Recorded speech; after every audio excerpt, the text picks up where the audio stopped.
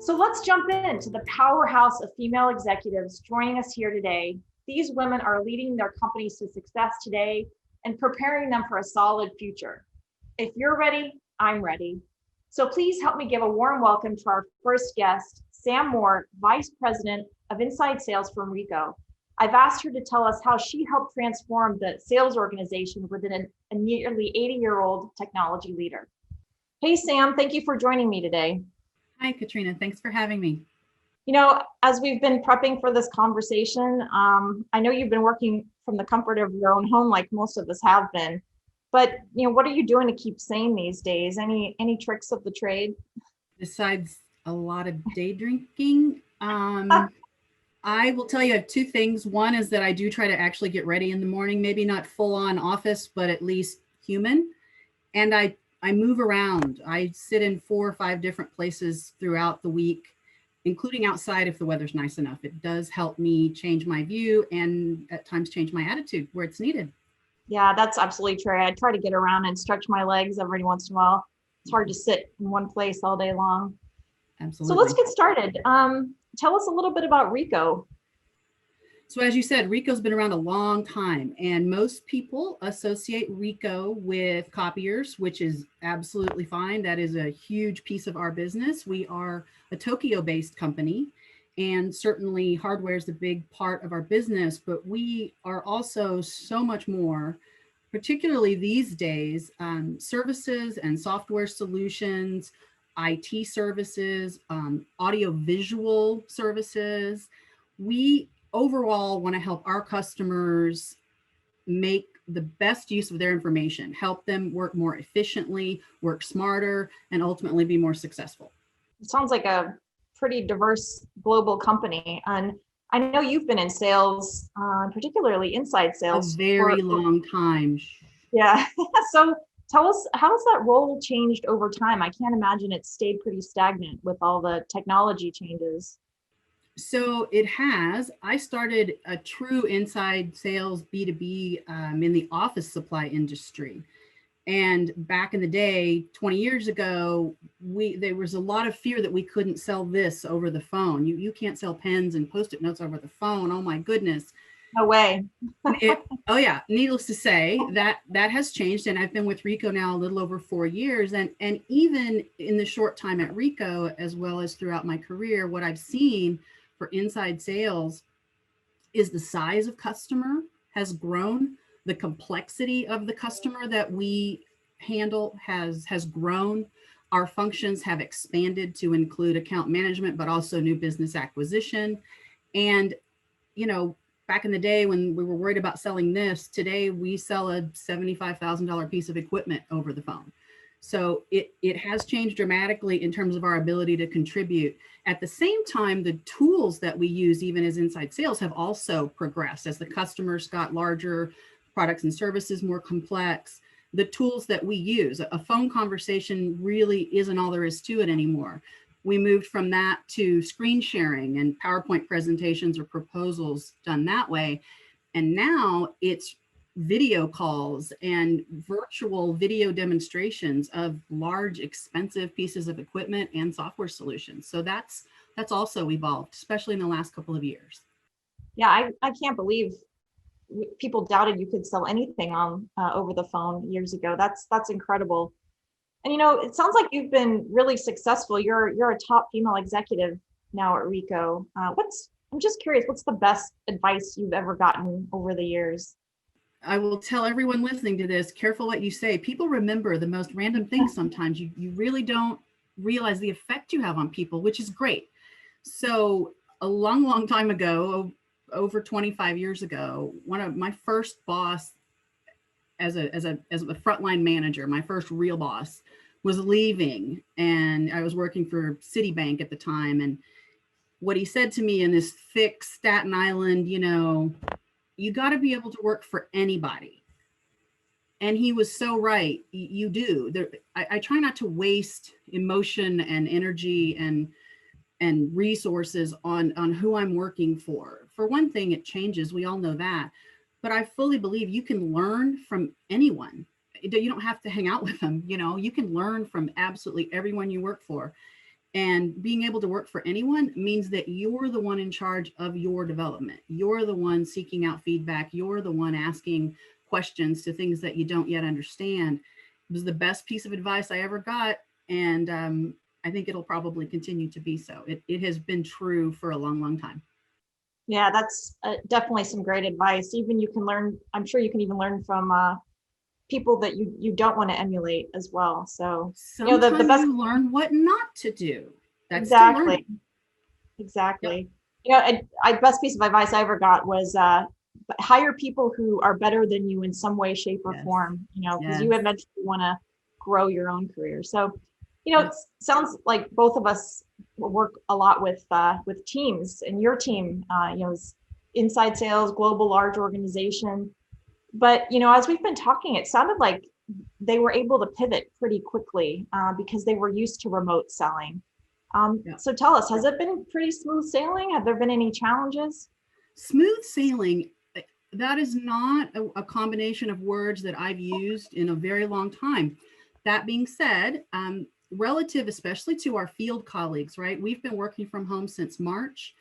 Ricoh is the first company I've worked for that has really provided some very good tools to allow inside sales reps to work from home. It was the 1st. So they have laptops, they have what they need. We're used to selling on the phone. So there wasn't this pivot to face to face to virtual. We sell virtual. So that wasn't hard for us. The tools that we have were what we needed, right? The challenge or the what I anticipated as potentially being a challenge is this idea of working from home, because that is something that we are not used to. So you don't have the rah and the, you just stand up and ask your cube mate where something is or what to say to this customer. We lose that, and we lose some of the energy, right? So we imposed a lot of structure early on before we sent everybody home. Twice a day team calls, daily leadership calls. We still have our daily 10 a.m. sales huddle with some goofy theme, whether it's, are you smarter than a 5th grader or whatever, just to keep the energy going, even virtually. And that has been so important because salespeople will never admit it or even be conscious of it, but they crave structure. So we've tried to provide that in addition to just what looks like an overload of communication, but I think it's served us well so far.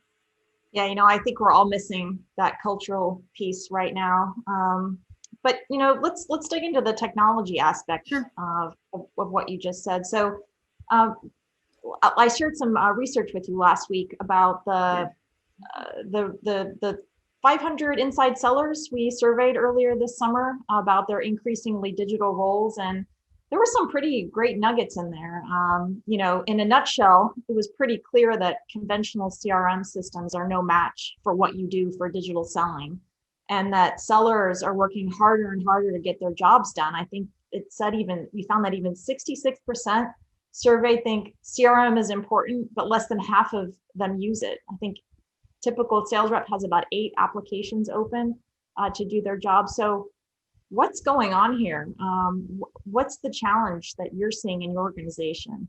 Well, first, I thought maybe you really just surveyed my team. It rang that true for the most part. Yeah. You have assured me that's not the case, but the job, as I explained, has gotten more complicated, and that's good. The tools have not kept up. Unlike a field sales rep, inside sales reps live in that CRM. Whether they're managing a territory or whether they've just got incoming transactions, they live in that CRM, and they live in those tools on their laptop or their PC. And so it's so critical, and we're asking more and more of them. However, we don't always provide the tools to keep up. It's so easy as a leader, especially a leader of salespeople, particularly if you're a leader who hasn't sold maybe recently, to just minimize or ignore some of the complaints that reps have, because sales reps always complain about something, right? Yeah. But salespeople they're like water, they're survivors. They're always going to find a way. And so just because they found a way, your good people have found a way with duct tape and bubble gum and Post-it notes and Excel spreadsheets and 13 highlighter colors to do their job effectively, don't let that mask the very real challenges and struggles and the lack of efficiency, right, that's causing. So this Oracle project that we've been able to take part in has been incredibly timely and is, I think imperative to where my organization needs to go from a sales perspective, from a technology perspective. Absolutely. Bubblegum and duct tape, huh? Well, we definitely want to fix that. So, you've been such a great partner with our product team to really help redesign the way our tools work with sellers. And you've been an active design partner now, I think, for over 12 months. You basically let us come in and work with your team and interrupt your day to day. So, I know we've enjoyed working with you, but what's the experience been like for you? I know you're a skeptic at heart. Big time. We're here, we're from Oracle, we're gonna fix everything. Yeah, okay, whatever. I mean, that was my attitude at first. I just have not, like most leaders, had the most positive experience. For one, typically a salesperson comes in and says, oh yeah, we can do this and this and this and this and this and this. And you sign and maybe you write a check. And then the technical people come in and say, oh no, we can't do that. Who told you that, right? Story of my life. So Oracle, there were two things. First of all, the salespeople, I wouldn't even necessarily call them salespeople in the truest sense, but the creative came in right with the technical, right together. Everybody was there at the same time. This is what we'd like to do. This is what we really can do. We didn't have that disconnect. That was huge. The other thing is they came to St. Louis. We were still in the office. Obviously, it was about 18 months ago. They spent a day, less than a day, really, sitting with sales reps, talking to sales reps and sales leaders. And then they got on the plane and they flew back to San Francisco. And I thought, okay, that was nice. I mean, okay. Never hear from them again. Less than a month later, they came back and stood in front of us and articulated the challenges that the reps have and then potential solutions better than anyone that works at Ricoh, including my folks that are having the challenges, have ever articulated. It was unbelievable. It was amazing. I can't say enough about it. And I can't remember if I've ever said anything that positive about a vendor coming in to work, to talk about a system or update a system, especially a CRM. It was unbelievable how quickly and effectively and intuitively Oracle got what they're struggling with. And oh, by the way, even better, what you guys need to do to make the inside sales rep more, not just efficient, but effective, which drives confidence, which drives, guess what, financial results at the end of the day, right? All of that ties together. It was, and it still is a great experience. You guys have adopted well with COVID. You've gone in with some of the pilot group and watched them do what they do within the new user interface. I mean, you've made it work even remotely. I couldn't be more pleased overall. Yeah, we appreciate the feedback too, good and bad. You've pushed us to build a better product. So I know the studio audience is dying to know what's been some of the feedback from your team about the digital sales application we're making generally available early next year. Because ultimately we want to make it a tool that they can use in their digital selling environment. Well, they're salespeople, so it's not like they line up and say, "Ooh, I can make 30 more calls now." That's not how it goes. They don't. That's not it. And I try not to think about it that way either. Frankly, there's two things, I guess, overall that the feedback has been, and I've gotten it a couple of different ways. But first is fewer clicks. So we went from something like 17. 8, because that's something they did on that first day, right? As they counted the clicks. And even I was surprised, 17 or 18 clicks to, in theory, none. I mean, what you guys have done is the second thing. So fewer clicks to get what you need to have your conversation. And then the other thing is, and they're tied, right, is everything on one page. When I pull up a customer or an opportunity and I want to make a phone call and talk to them about it, I want most, if not all of what I need to just be right here.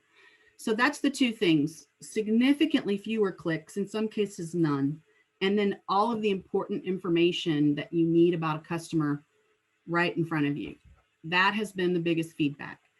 I can tell you that the other way that I know that it's different or it's working are reps that are newer, that did not have to use the previous system. So even with some of the early changes that you guys have made, I meet with every new hire class about 3 months in, and it's what they were not saying.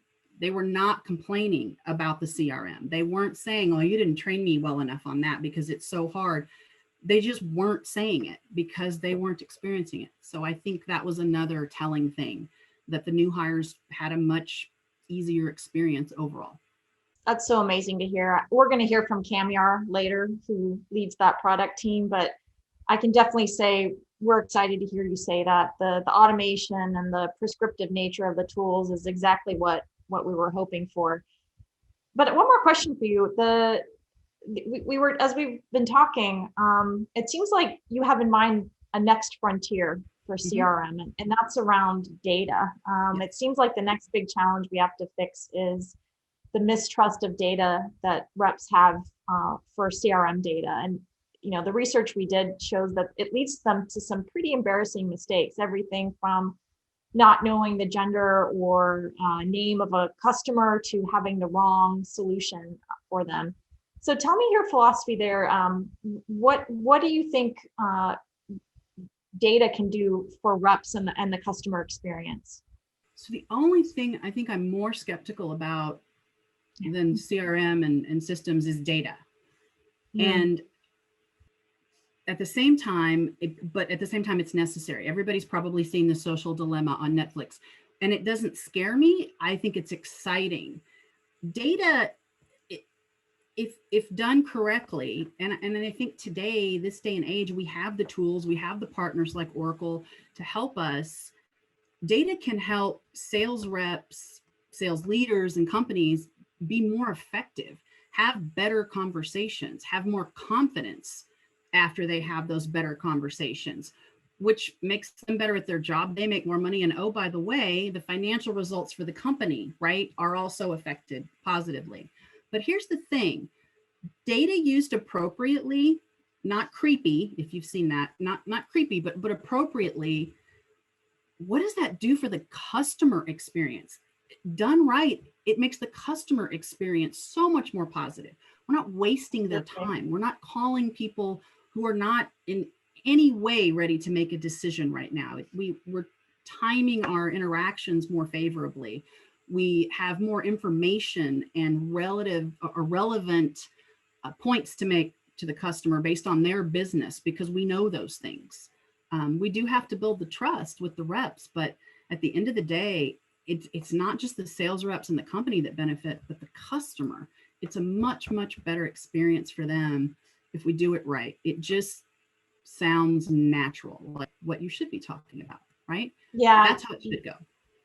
You're absolutely right. And, I think we can help with the distrust of data if sales reps can actually leverage it to have a better experience with their customers. I mean, if anything, that will help connect both of those sides of the equation, right? So, yeah, absolutely. So, this has been an amazing conversation. I have one last question for you. It's hard to predict the future. Maybe one day we'll be able to, but what piece of advice would you offer to the audience listening for the next 3 or 6 months, those who are in the sales or customer experience arena? What do you have to offer as guidance? With what's going on right now in our country and for everyone that's trying to run a business or work, it's unprecedented. That's such a cliche word, but it's completely unprecedented.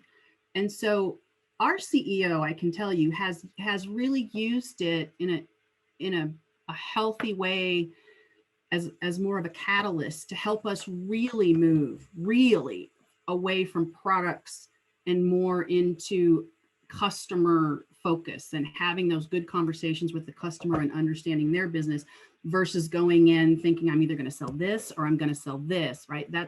Those conversations don't work. They really never have. So even though it's unprecedented in terms of, maybe it's chaotic, maybe it's, you feel inefficient, ineffective, you're stuck at home, I'm in a basement, right? But you can also use this time to be creative and to try things that maybe in a normal world wouldn't necessarily work. But we've made some pretty big shifts in a journey that we were already on. But we've really used it as a catalyst to put ourselves out there, get really uncomfortable, frankly, which is the only way you change, we've used it for that, and I think it's been good. It's not that, we're not unicorns and rainbows and skipping down to the basement every day, but it's been a great learning, and it's forced us to get better a lot faster than I think we would have. You're so right. I think using this time to maybe push some boundaries. I mean, why not at this point?